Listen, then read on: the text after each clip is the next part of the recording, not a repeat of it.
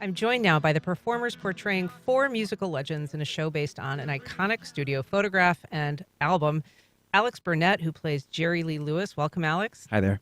Matt McClure performs as Carl Perkins. Yes, hello. Joshua Pryor, a.k.a. Johnny Cash. Hello. And Corey McKinney, who plays Elvis Presley. Hello, hello. Hey, welcome. So start me off, Alex, if you would. What is the backstory of the $1 Million Quartet? Absolutely. Yeah. So it's a Broadway musical about the legendary photograph staged by Sam Phillips in the Sun Records when Jerry Lee Lewis, the piano player, is working a session for Carl Perkins, like a recording session. Carl is there making an album. Is that correct, Matt? Yeah, making a record, yeah. Yeah. And Carl's famous on Blue Suede Shoes by this time. So Jerry's playing keys, session filler. Elvis stops by. Then Johnny Cash stops by. We get a famous photograph and also a legendary kind of jam session. So, And this is arguably rock and roll's ultimate supergroup. Is that right, Corey? That's right. The $1 Million Quartet, literally. Yeah. It's, four legends.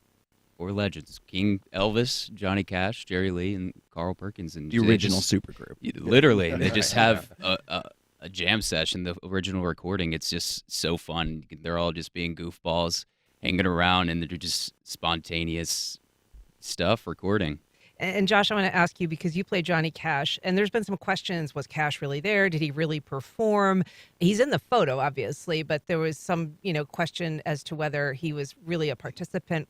Tell us what the story is. Right, yeah. So the true story there is he was there, but he's not on any of the recordings. He showed up to actually just collect a check from Sam Phillips, and he was just kind of there hanging out for a little bit while the recording was happening. And obviously he was in the photograph, but yeah, he's not actually heard on any of the original recordings. And so how does the play handle that?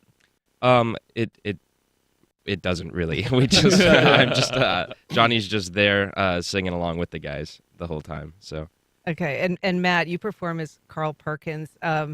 Were you a fan of this music before you joined the performance? Yeah, I mean, I definitely was. I definitely didn't know who Carl was. I knew who the other three were a lot more. But you've probably heard a lot more guitar solos and that kind of thing from Carl than you would think.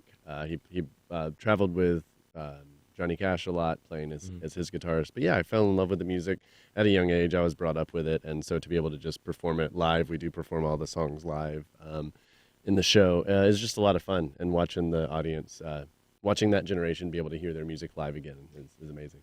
And so this legendary jam session occurred on December 4th, 1956. When did this recording finally go public, Alex? I'm not actually sure.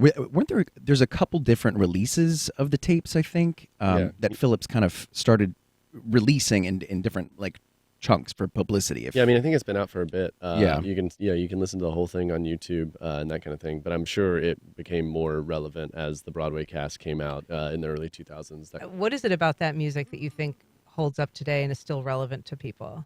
Oh man, it's just everything is so catchy, and it just lives in this pocket where you refuse not to dance. Like you have to get up and I mean, this at the end of the show, it's a whole big dance party, and just everybody's up and moving around, and it has some of. I mean, this musical that we're doing, it has all these classic songs. It has Hound Dog, Whole Lotta Shakin'. I mean, Johnny Cash has all these hits that we sing. I mean, all these huge numbers. Everybody knows every song that we get to do, and so when we're doing the show, it's like we're listening to all these people, and they're just singing along with us, so it just can't refuse to not, sing along. It's great. Just a crowd pleaser. And is it fun to play rock stars? Is that something you all enjoy? Absolutely. Yeah. I get to stand on the piano and, I mean, stand on top of the piano. Yeah, have a pretty electric performer to emulate. Yeah, I have a lot of fun.